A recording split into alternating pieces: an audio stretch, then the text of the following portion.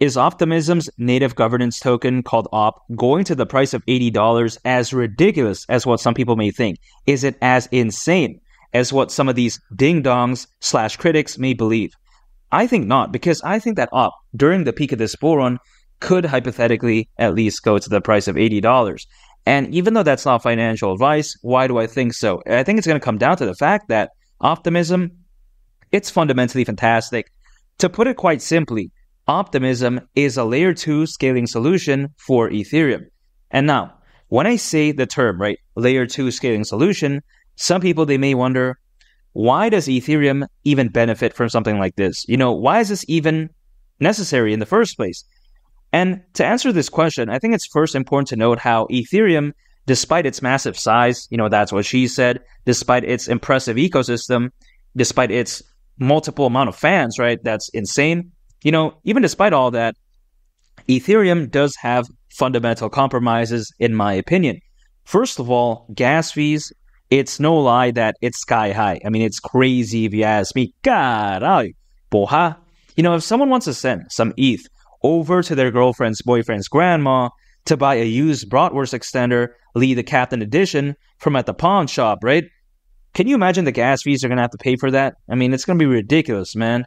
It's crazy if you ask me. And also, Ethereum, arguably not very scalable, which is insane, right? A layer 1 blockchain, not being scalable in 2024, that's complete nonsense if you ask me. However, through Optimism, quite essentially, all of these nonsense issues are gone. Through Optimism, the way I view it is that Ethereum, it can be enjoyed without having to deal with any of that type of nonsense, which is, of course, very amazing. So when it comes to Optimism, it does serve a very amazing purpose, and it's not caca, right? The name sounds cool, the logo looks cool as well, but some people, they often think that, the use case must be caca, but that's not the case. It's very amazing if you ask me. And here's the thing, right? Hopefully, if the Ethereum ETF does get approved, I mean, could you just imagine what wonders it would do for something like Optimism? I mean, it'd be fantastic. Now, again, Ethereum, it's not a perfect layer 1 blockchain, in my opinion. There's, better layer 1 blockchains, fundamentally speaking. But again, right, if the Ethereum ETF does get approved, it's going to be so amazing not only for just Optimism, but for other layer 2s out there. For instance, we take a look at Miria, we take a look at Arbitrum, and many others, right? I mean, it could be so fantastic for the layer 2 market. And keep in mind, when it comes to Optimism, it so far has been able to save over $3 billion in gas fees. I mean, just imagine that, right? Just imagine how much more convenient and how much it saved for so many individuals. Again, right, when, a layer 2 has saved over $3 billion in gas fees, that's very impressive if you ask me. I mean, imagine if Optimism didn't exist. Could you just imagine how much would have been spent due to gas fees, right? That's ridiculous. So Optimism, not only is it, tremendous in terms of its utility, it actually has benefited a lot of people out there as well, which I think is very amazing. So any way I view it, I think that Optimism is very fantastic. Now, the main argument for Optimism is the fact that some people, they may think that, there's so many layer 2s out there, right? How many layer 2s do we need? Ethereum doesn't need another layer 2.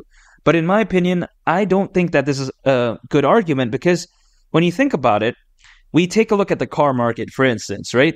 There are so many car brands out there. For instance, if we just focus on electric cars, right? There's Tesla, there's Rivian, Volvo's getting into electric cars. We take a look at how a lot of other car brands out there are also gravitating towards electrification, quite essentially. And people, they have a lot of choice, right? They're all electric cars at the end of the day, but why do certain people gravitate towards certain electric car brands? It's because they each have their own unique advantages. For instance, we take a look at the Tesla, charging network. It's fantastic, right? Some people may like that Tesla for that.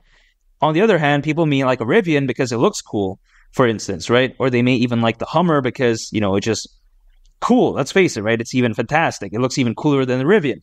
So really, each car brand, right, electric car brand, they're going to have their own unique selling point, their own advantages. And I think it's going to be the same case in the world of layer 2s. Yeah, sure, there's a lot of layer 2s out there, but I think they will each have their own place, so to speak. It's going to have their own fans, their own unique selling point, and as well as their own unique advantages.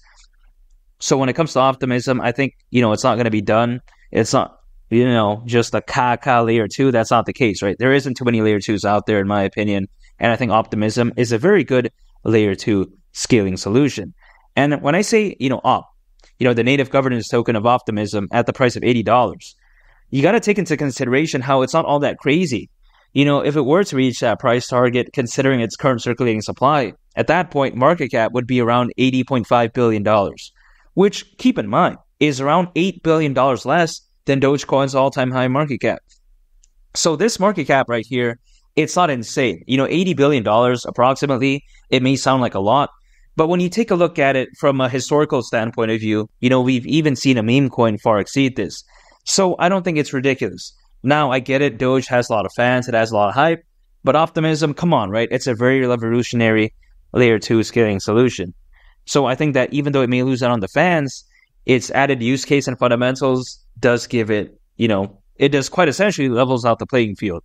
And when I take that into consideration, why is Op at around an $80 billion market cap all that crazy? I think it's not. And keep in mind, this bull run could be legendary. Over 500 million crypto owners as of right now, which is ridiculous. When there's this many people owning cryptos, this bull run, right? The peak of this altcoin season is going to look like nothing else, in my opinion.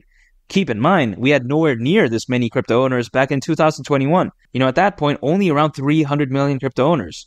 So now, to be specific, how there's around 575 million, that's nearly double that amount. So 2021 bull run, it was already crazy. But I think this bull run is going to be even more crazy. Caray, porra.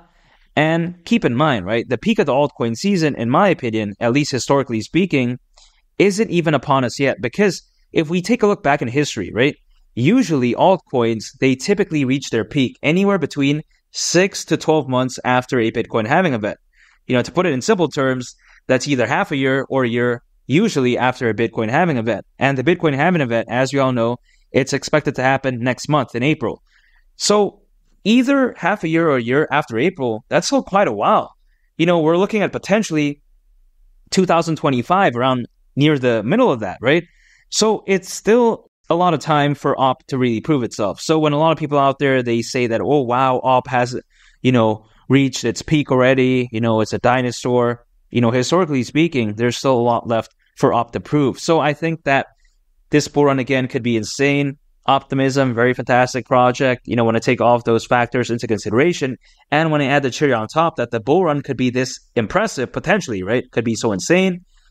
Op at the price of $80, I don't see why not. I think it's that amazing. And of course, I'm dollar cost averaging. Anytime I earn income, I set aside some for Op. I don't day trade. I don't swing trade. I don't use leverage. All I'm doing is that I'm acquiring on a consistent basis. Anytime I earn income, I hold. And I just wait for the peak of the bull run. That's it. I like to keep things simple. When I see Op hypothetically going to the price of $80, I'm not going to try to even bother with day trading or using leverage. No point in that, right? A lot of friends that I know that do that, they get wrecked. I can't speak on anyone's behalf. But again, a lot of people that I know that do that, they get cooked, which is why I like to keep things simple. I dollar cost average, and I can't wait. Op at the price of $80, it wouldn't surprise me whatsoever. If you gained value from this video, make sure to subscribe. I'd greatly appreciate it. And also on top of that, make sure to check out this very fantastic video. I think you all would really love it. It's been Lee the Captain. And I'll catch y'all on the next one. I'm out. Peace. Bye.